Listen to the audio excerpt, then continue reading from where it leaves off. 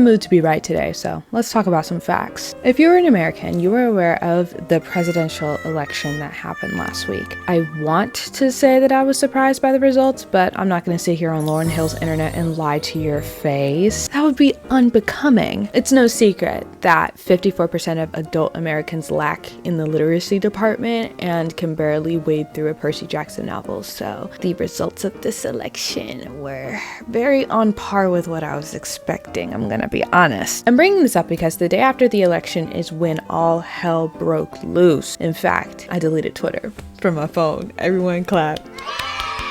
I kid you not. The second I saw the results, I deleted the app. Alright, you can still follow me on Twitter though. My account's still up, but I'm just not around. The point is that I chose peace, and you should too. But it wasn't just Twitter that decided to go nuclear. It was everywhere, and that includes the book communities on both TikTok and Instagram. It's also probably on YouTube, but I'm not really on BookTube like that, so kinda don't care. We're gonna be focusing on Instagram and TikTok. The main argument that has been happening primarily on Book Talk, because that's where I'm at the most, the main argument that's been happening is pretty much how people are arguing or complaining about how Book Talk or how the book community has become political, in that politics shouldn't be mixed in with the book community. They just want to escape reality and have fun with their books.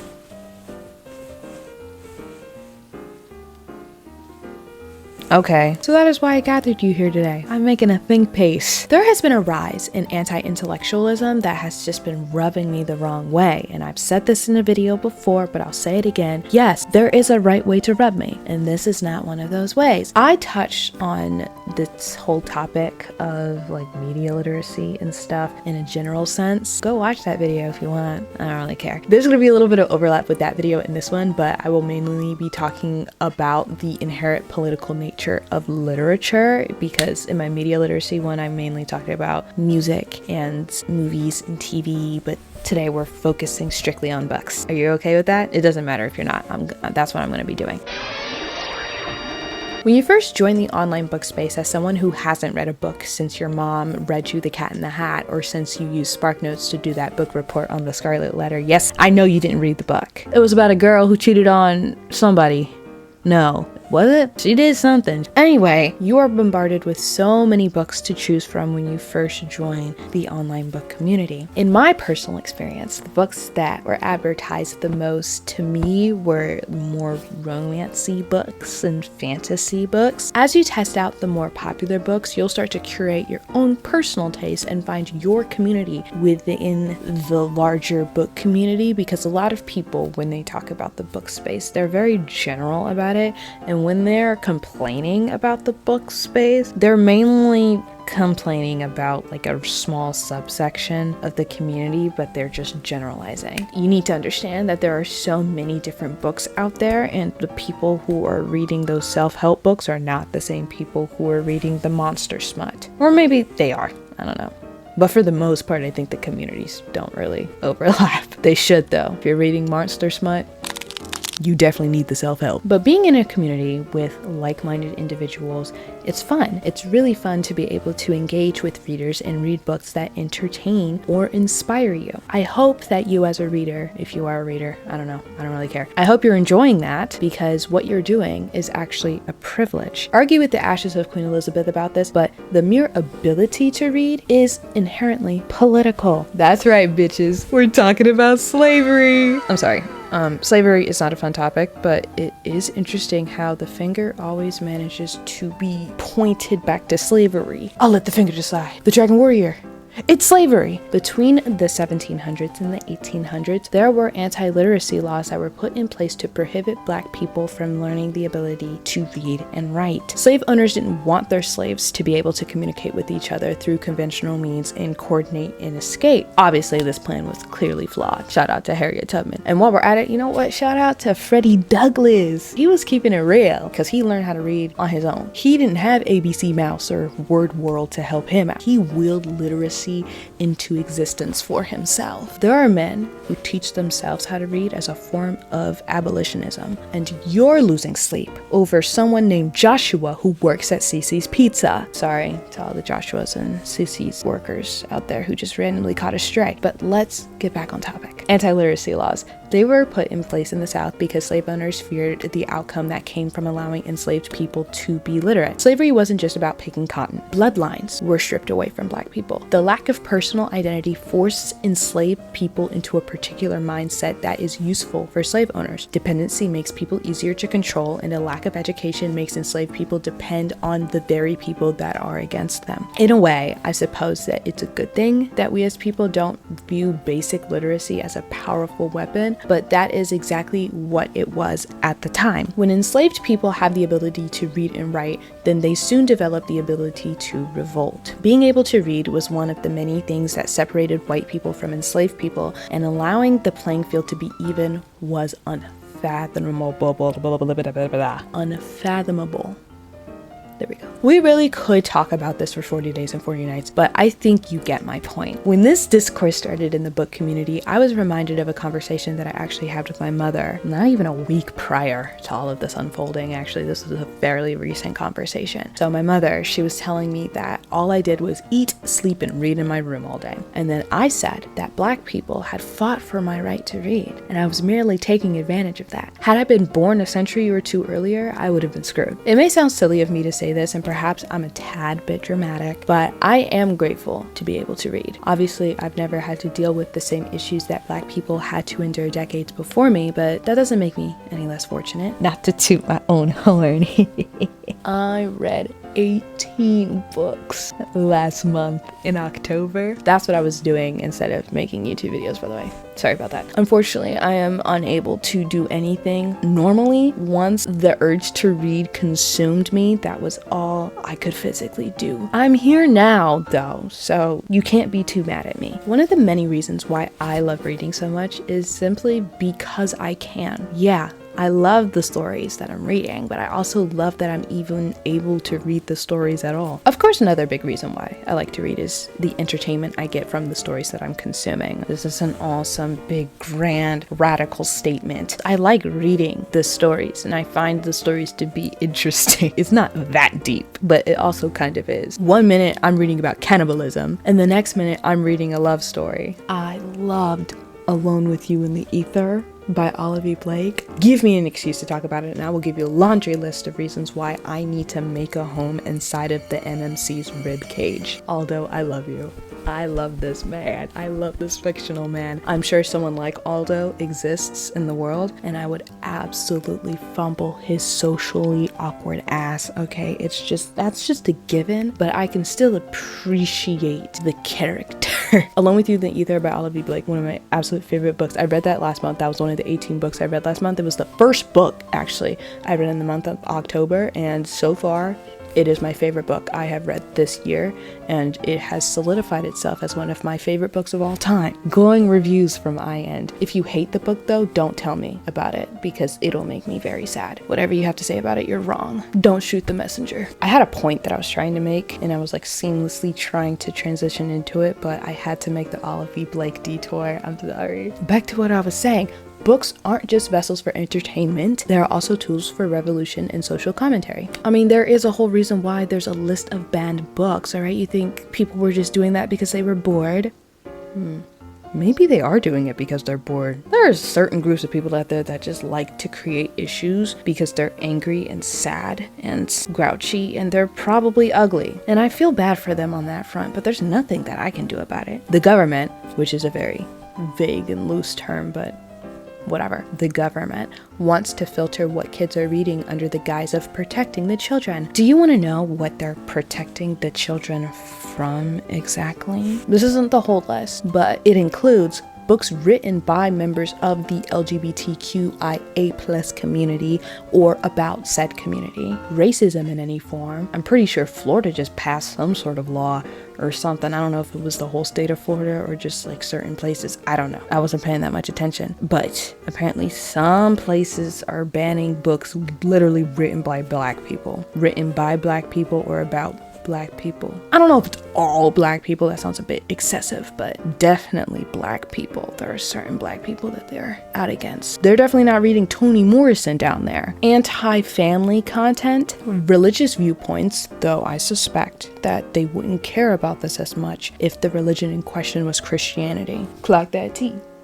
Bitch, catch it. Mental health and witchcraft in any shape or form, even if it's just in a vague sense. Like apparently The Great Gatsby has witchcraft in it. I don't know why. Maybe I need to reread The Great Gatsby. I don't remember Harry Potter coming out of the shadows, going Wingardium Leviosa all over Daisy and Tom Buchanan, you know what I mean? Like, I don't know, guys. Now, obviously, I'm not lobbying for preteens to be allowed to read eroticas for their English class, but it's blatantly obvious what's going on here. You're not being slick. I don't even think they're trying to hide it anymore, but that's besides the point. Books can tell stories about people who don't align with their viewpoint, and certain groups of people don't see the benefit in exposing children to different life experiences. This blatant censorship is one of the many ways that the government wants to control the narrative that they want to portray. This isn't just happening in schools, by the way. This is happening everywhere. Libraries and bookstores are also being targeted by this weird agenda that is being pushed. It's not even about protecting the kids anymore. It's just about controlling the general public. Okay, fine. You don't want your 10-year-old to read about violence. Sure.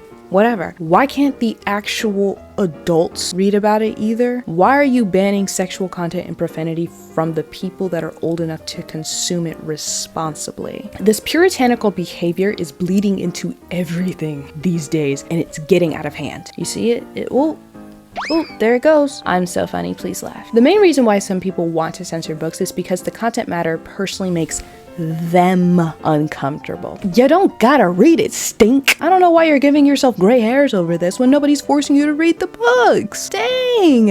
Actually, don't let me lie to you. I know exactly why they're doing this. It's because the mere existence of such atrocities make them sick to their stomach. It's not enough to turn a blind eye. It has to be eradicated from existence. The whole point is to get everyone on the same page.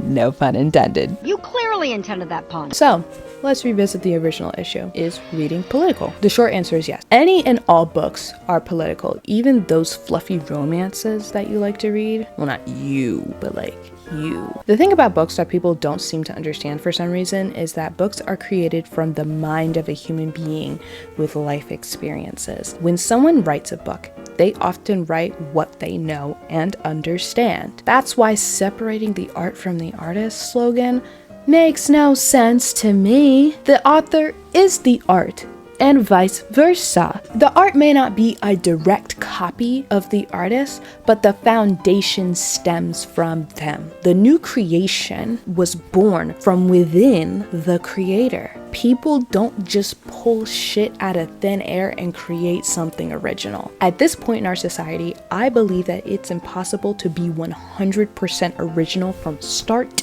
to finish. We are all inspired by people who were inspired by other people. One of my favorite episodes of BoJack Horseman. Yes, BoJack made it into the video. It's season 6, episode 12, Xerox of a Xerox. My love for this episode has really nothing to do with the actual contents of the episode. I mean, it is really good. It's good within the context of the whole show. Really, my love for it has nothing to do with that. It's just the concept of being a Xerox of a Xerox, aka a copy of a copy. Nothing I do is unique, nor do I contribute anything substantially useful to society because I am just a Xerox of a Xerox. And I'm not even saying this in like a self-deprecating manner. This is just a fact that I came to terms with a long time ago. I don't strive to be completely different. I am just different enough to give off the illusion of uniqueness. When you make a copy of a copy, the original source material begins to wither away. It's the same as a picture of something losing its quality over time due to the amount of times that people screenshotted the picture and shared the picture, you know what I mean? But being a Xerox of a Xerox is just what being human is like, in a sense. In the context of the show, it's different because it was because BoJack just mirrors people from TV and takes their sense of morality and their sense of judgment and makes it his own, and so he is just a copy of what he has seen on TV because his home life was not very great. I interpret the saying as somebody just being human. It's human nature to be a xerox of a xerox. We are molded by nature and nurture. We are just copies of each other, and we're copies of our environment, and we are just copies of everything. Sorry, I totally lost the plot there.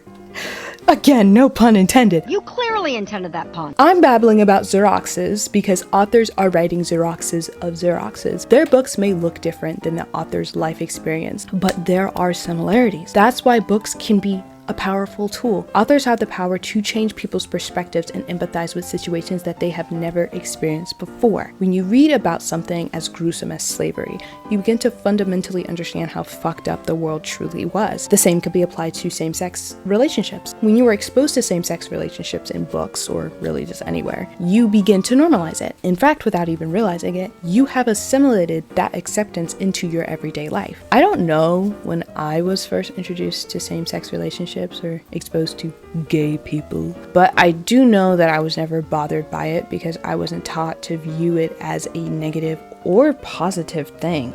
Really. Gay people existing was as normal to me as grass growing outside. Like, that was just one of the many things that I have seen and processed and lived with. It never bothered me. Books have the power to make people tolerant of certain things, and that's what some people are afraid of. At the end of the day, I think context is the most important thing that should be considered when reading a book. I would be lying if I said that every book that has ever been published has the right to exist. That's not the argument that I am making. Okay, I'm not saying that certain books should be allowed on the shelf. Some level of censorship and some level of quality control should be implemented, but the filter system that they're trying to push right now is basically just pushing out these same cookie cutter books over and over again and not allowing people to challenge themselves in any way, and that's not what I agree with. There are many authors who engage with controversial themes in the worst way possible, which is why there needs to be some sort of filtering situation going on here. I believe that controversial topics can be demonstrated and discussed in books in a productive way. I'm not one of those people that says that certain sensitive things should not be depicted in any shape or form, because I think that a larger conversation can be had with those books or with that media or whatever. The issue here is that these types of books only function the way that they're supposed to because the reader already has morals instilled within them. Also, critical thinking skills, that's important too. You need to have that as well. And also just a functioning brain and common sense will do. Yeah. Those are the ingredients to make the Powerpuff Girls. The Secret History by Donna Tartt is a good example of a book that challenges the reader's ability to read in between the lines. Our narrator, Richard, is horrifically unreliable, and do not get me started with the other characters. They're all just downright insufferable. Yo, that book was a mess. Loved it though, but that book was a mess. Donna Tartt isn't glorifying them, she's mocking them.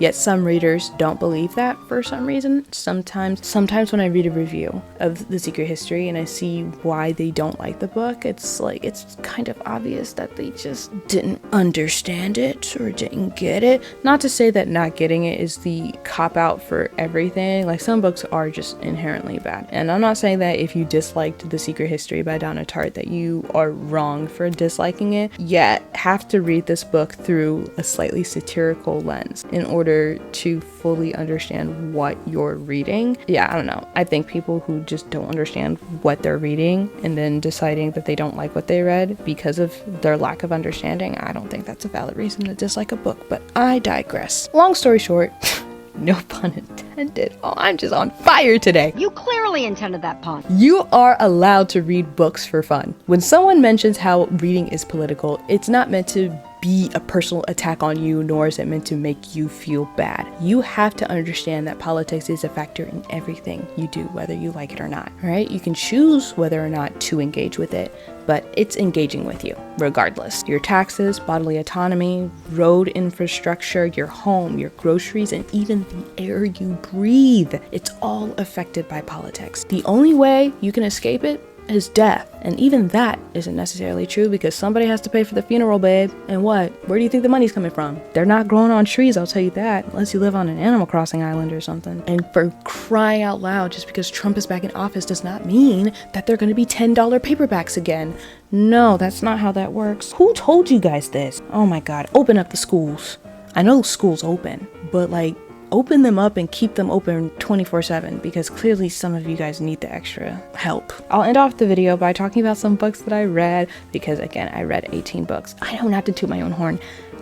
I've never read that many books in 1 month before. Okay, I'm really proud of myself. So first and foremost, it is November and I am participating in nonfiction November. I don't really read nonfiction books. I've read maybe 1 or 2 on purpose, but I'm currently reading All About Love by Bell Hooks. I just finished The Chain by Adrienne McKinty. It was really good. I really enjoyed myself. It's a thriller mystery and I really enjoyed it. Honestly, follow me on Goodreads. Follow me on Goodreads and also follow me on Fable. Have a book club on Fable. We're reading A Shortest Day in Hell by Stephen L. Pack. All right, the book is fire and it's also short. It's 110 pages long. Make some time. I'm also reading The Reddening. I said this in the last video if you watched it. But that'll be all for this video. Thank you so much for watching the video. If you liked the video, give it a like, subscribe, do whatever you want. I don't care. Your life is yours. All of my social medias will be linked down in the description. Again, Fable Book Club. Hang out with us. Hang out. You can friend me on Goodreads. Okay, I see a lot of people who are like scared to friend me. You're allowed to friend me. It's okay. I don't bite. Join the Discord if you want updates on content. If not, then I also post on my Instagram story from time to time, so you follow me there if you want to hang out. I don't know. Bye!